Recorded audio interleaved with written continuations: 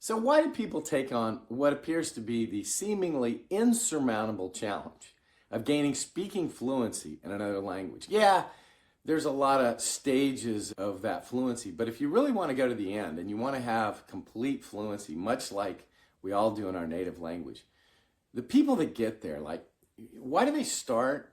And more importantly, why do they succeed? What is it about this challenge that makes it work for some people? We're going to get into that today, and I'm here to tell you, I think the answer will surprise you. My name's Scott Bryan. I'm the founder of the Calistan Method. It's all about the challenges and strategies to achieve that fluency. And part of it is really just understanding the challenge itself and why people embark on this journey. I think expectations and setting expectations and providing insights as to what you're about to embark upon is helpful. And hopefully you'll find that in this video.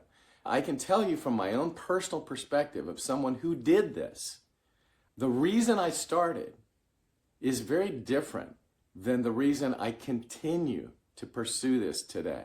So we'll get started right now. So let me start by level setting on the challenge associated with gaining fluency, speaking fluency, or embarking on the path to gain fluency as an adult.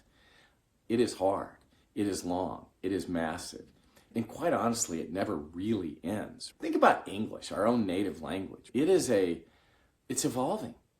Do we ever completely master the language? Do we stop and say we can't take in anymore? We get to a level where we can speak and be comfortable and we can communicate everything, and then you pull in these new words and phrases. My children, for example, a perfect example. Anybody that's older, that's children, teenagers, understand this. New phrases, new ways of communicating are happening all around us. And interestingly, those things become part of our language and the way we communicate, and hence the challenge. It's why when you turn on a Spanish language television program, all but those that are truly at the near native fluency level just miss a lot because they're breaking all kind of rules and creating new words and using things that, are not taught in textbooks. Suffice to say, it's hard, right? And then lastly, in my role here now, communicating an approach or methodology to gain fluency, a lot of people, when they first hear it, they love it. They're like, oh my gosh, on my bucket list, I want to do this. I'm so in. Then they pause and they think, wow, it's a lot of work. And they don't move forward. And I get it. It's understandable. It's because they understand the enormity of challenge and it scares them off. But all that said, I'm not here to scare you off. Let's talk about why somebody might start and ultimately why might someone succeed in doing so. So if this goal is so massive and it's going to take this time and energy and effort to get there, why do people start? Really quick. And why did I start? Where did this begin? Let's just go back to the finish line, right? The objective. Imagine speaking another language. Open your mouth and a whole set of different words and vocabulary comes out, opens doors to speak with people that you, quite frankly, can't speak to today at a depth and level. There are so many amazing, interesting benefits to speaking another language I never imagined. I'm learning about these every day, and I find great joy in doing so. Look, I think most people get it. It's cool. It's why people sign up. People have this initial interest. It's, wow, would love to do that. Okay. But why do you get started? And why did I get started? If I had known really the length of time that it might take to do this, I think I would have been scared off. I don't think I would have started, to be honest. So I didn't have that perspective that, hey, I'm going to go all in and resurface a year later and see where I am. No, I took an incremental approach. I said to myself, I think it's a cool thing. I'm capable, I think. I don't really know.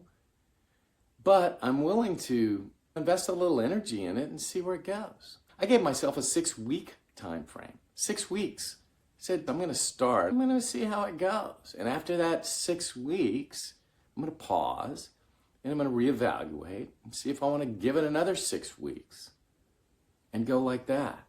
Knowing I have no commitment to anyone. This is my own doing, right? So I could quit at any time. If I'm not enjoying it, then I'm done. I'm out. It's that simple.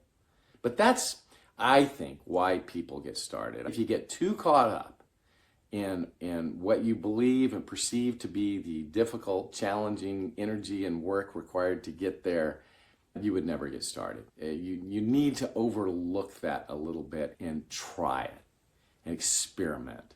That's how you get started. Now let's talk about why people continue to do it. Why am I doing it? The time of I'm recording this is at roughly a year and a half after I started this stuff. My 6 weeks ended. My next 6 weeks started and ended. My next 6 weeks, you get the picture. I'm a year and a half in. Why am I doing this? The answer is something that I would have never thought, which is, at the end of the day, look, I am benefiting. I have that level of functional fluency that achieved my stated objective, and I'm enjoying the hell out of all that stuff. So much fun. But when I think about this, and I thought about it this morning as I was doing my daily practice, right? I have an approach. I have a methodology that works for me, but I love it. I absolutely love the process. I sit down in the mornings and every day, I'm busy. I have a full-time job. I got lots going on. I don't have time to study Spanish or practice my speaking skill. It's not studying, it's practicing the skill of speaking. But every day I do it, and I love it, and I look forward to it. And I know that I love it. And I sit down and I do it, and it's just joyful. It's hard to describe. It's an addictive little game that I play on my phone. There's some characteristics about me as a person. Yeah, I love to learn. I like challenges. I like games. But I find it satisfying. That is, every day I do lots of different things and activities throughout the day. That's a fun one, man. So it's like, I thought about this. I paused and look, I'm getting to a pretty far along this path of fluency. And I don't know honestly, I don't even know where this is going to end for me. But I know that my little daily methodology of practice every day, which sometimes it's in the morning, sometimes it's later in the afternoon. I have my task every day.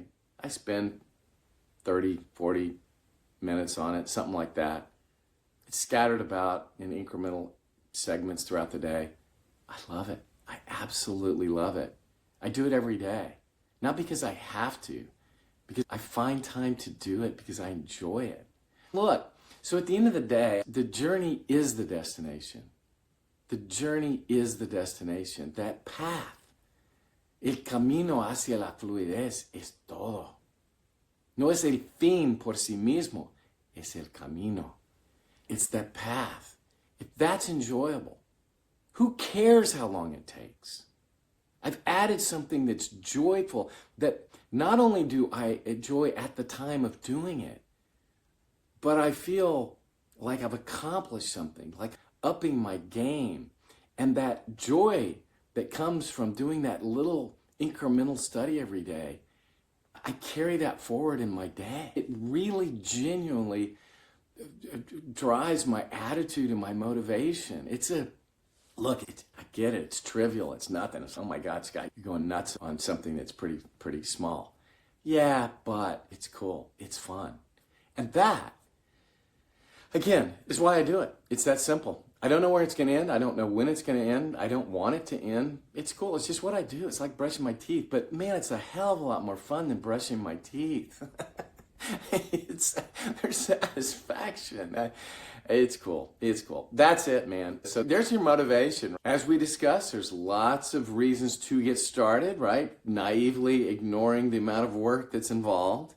But at the end of the day, I will tell you from personal experience, this is my experience, it's the journey itself. It's that daily methodology of practice. If that is fun, if that is enjoyable, if it's satisfying, if it brings joy to your life, nothing else matters. It's good. Then you close your eyes, do what you enjoy, and you wake up in the future, sometime in the future, and you go, holy crap, I can speak another language. It's cool. It's cool. There you go. I'm going to leave you with that. Hopefully that is somewhat insightful, maybe a little different than what you might have thought.